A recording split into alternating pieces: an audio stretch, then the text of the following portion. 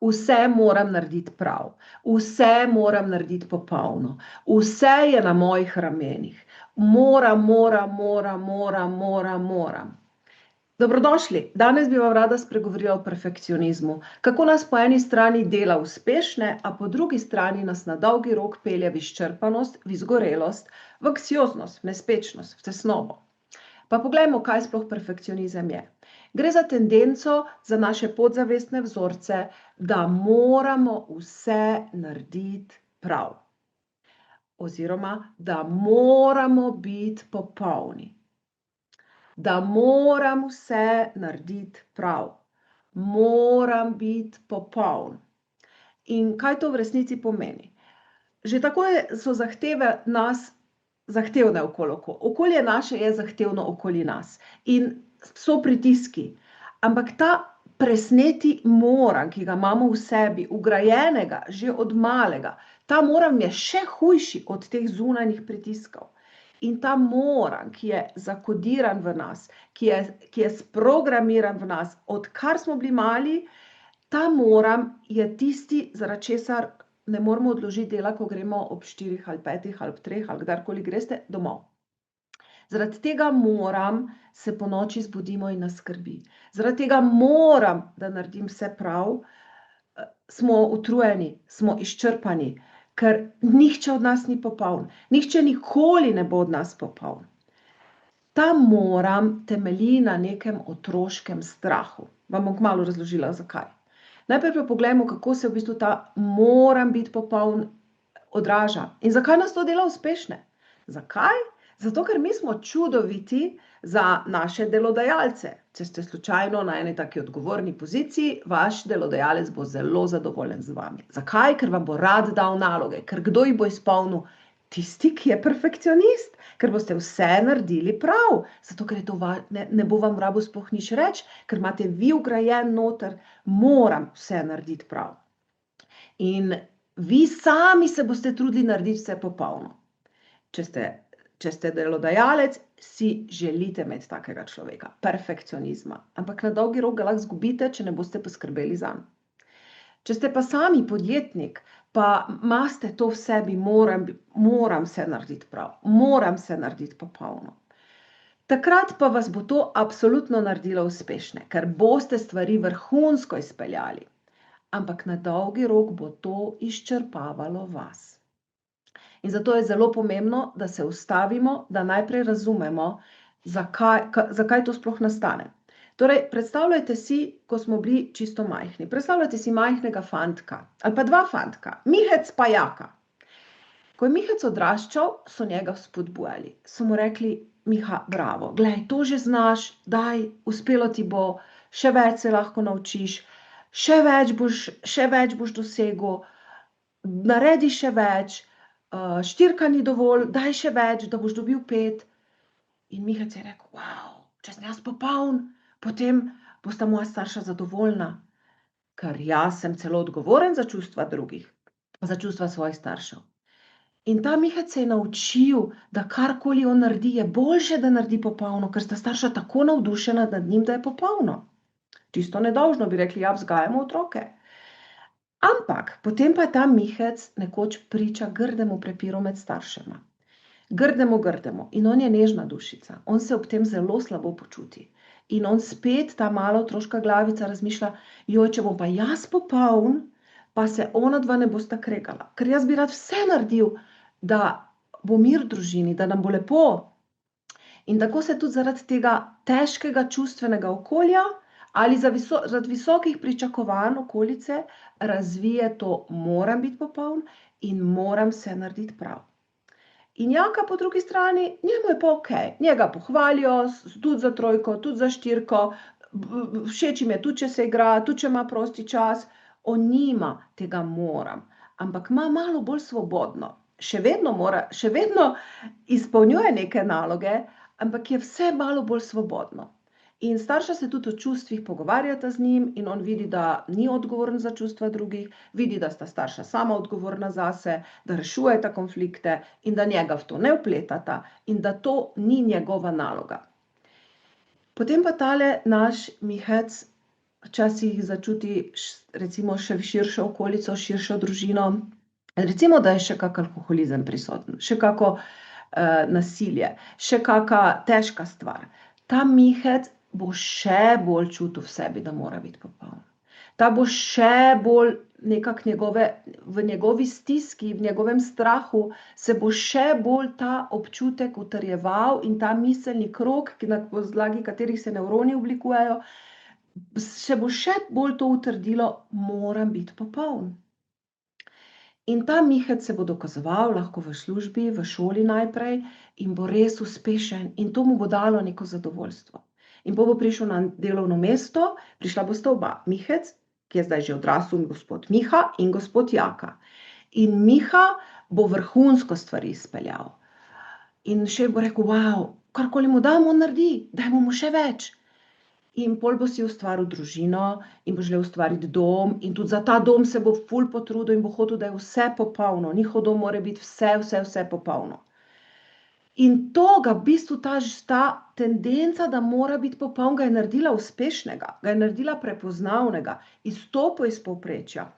Izstopa tudi med sosedi, njegova travca je najlepše pokošena, njegov dom je najlepši, ampak na dolgi rok pa njega začne to izčrpavati.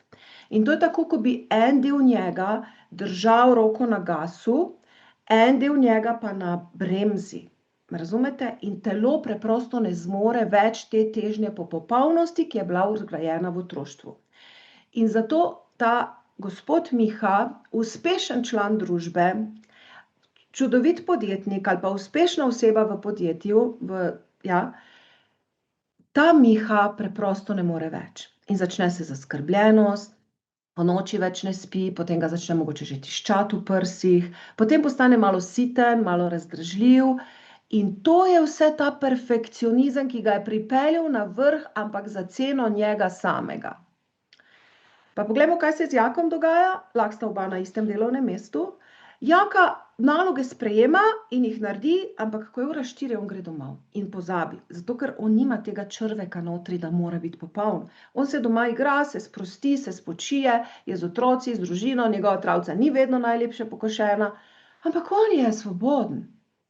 In on ve, da je dovolj, če vse naredi prav, da je dovolj, če vse naredi najboljše, kar zmore, ne lovi pa tiste neulovljive popolnosti, tako kot naš gospod Miha. K sreči je tukaj rešitev in k sreči se da tukaj pomagati. Torej, kako se da to pomagati? Samo počitek ni dovolj. Potrebno je iti globoko vase, potrebno je poiskati situacije, ob katerih se je ta Miha naučil, tiste situacije, ki so v bistvu prepojene s strahom. Perfekcionizem je prepojen z otroškim strahom, z otroško stisko. Perfekcionizem ni veselje, ni strast, ni navdušenje, ampak je strah. In temu gospodu Mihu je treba pomagati, da iz sebe očisti te otroške strahove, da iz sebe da izjoka to otroško bolečino ali pa na kakršenkoli drug način, da se spremenijo ta vzorec in namesto moram biti popoln, mu je treba vgraditi vzorec, dovolj dober sem takšen, kot sem, dovolj je, če dam vse od sebe, dovolj je, če 95% stvari naredim popolno in tistih par procentov, če počaka na jutri, ali pa če naredi kdo drug, ali pa če niso narejene. Razumete? Torej, perfekcionizem je nekaj, kar temelji na strahu, nas dela uspešne, vendar nas dela na dolgi rok tudi izgorele. Najprej se pa pojavi anksioznost, strahovi, tesnoba, zaskrbljenost pretirana, potem pa seveda utrujenost, nervoza, slabši odnosi in na koncu celo slabša produktivnost. In vsak delodajalec ali pa vsak podjetnik bi moral razumeti, da perfekcionizem je super stvar, samo je temu človeku treba pomagati. Ali je ta človek tvoj sodelavec ali pa si ta človek ti sam. Potrebno si je pomagati, potrebno je ta perfekcionizem očistiti sebe. Zakaj? Zato, da bomo na dolgi rok lahko produktivni, ne samo malo, pa potem pademo, pa se 2 leti ne poberemo iz izgorelosti. Potrebno je naloge prerazporejati in najbolj koristno pa je, da gremo v globino, da si dovolimo očistiti te vzorce, da spravimo otroško bolečino ven, da nas ni sram se tudi zjokati in da nas ni sram poiskati pomoč, ampak da rečemo, jaz se hočem tega otroškega strahu osvoboditi. In ne želim, da moje življenje vodim na podlagi mojih starih strahov. Tako da, če ste se tu našli v tej zgodbi, vas povabim prvič, da se začnete zavedati, drugič, priročnik imate spodaj, kjer stvari malo več razložim, kjer si lahko zapišete situacije, v katerih bi se lahko vi naučili biti perfekcionist, ob katerih ste trpeli kot otrok in ste razmišljali, kako morate reševati marsikaj. In tretjič, če rabite pomoč, jaz sem tu za vas, jaz sem razvila unikaten sistem, ki 100% spreminja perfekcionizem v delo, v večjo produktivnost, v večje navdušenje in delo z navdušenjem. Tako da spodaj imate priročnik v opisu, lahko si ga snamete, preberete, če pa hočete hitro pomoč in reševati stvari takoj, evo, imate pa možnost, da se prijavite, zberete termin, se prijavite na pogovor, kjer se bova pogovorila midva osebno ali pa oseba iz mojega tima vam prisluhne in vam točno razložimo strategijo, kaj je potrebno narediti, katere dogodke treba spremeniti, kako se treba tega lotiti, da iz sebe daste tisto, kar vas omejuje. Zato, da bi bili vi svobodni. Ne zato, da je z vami nekaj narobe. Ampak zato, ker je vredno živeti to življenje svobodno, ker je vredno se zjutraj zbuditi z navdušenjem in z veseljem, ker je vredno imeti v sebi notranji mir, ker je vredno imeti neke sanje in cilje in z navdušenjem iti za njimi, ne zaradi strahu. Okay? Tako da želim vam čudovit dan, rada vas imam in se veselim, tisti, če se odločite, da se pogovorimo, da vam pomagam in da začnemo in da v kratkem času vam vrnem notranji mir, vam vrnem zaupanje vase, vam vrnem to, da boste z navdušenjem delali. Ne več utrujeni, ne več izčrpani, ne več izgoreli. Ker vse to je možno in čestitke vsakemu, ki se odloči, ker ste pogumni, če ste pripravljeni pogledati vase in če ste rekli, in če res obožujem in občudujem vsakega, tako moškega kot žensko, tako gospoda kot gospo, ki reče, dosti je bilo.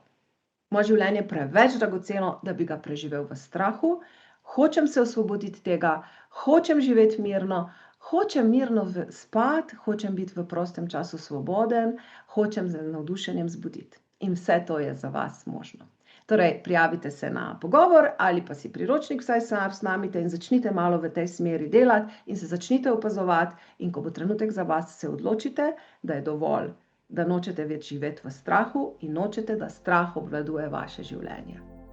Jaz sem pa tu za vas, kadarkoli se odločite.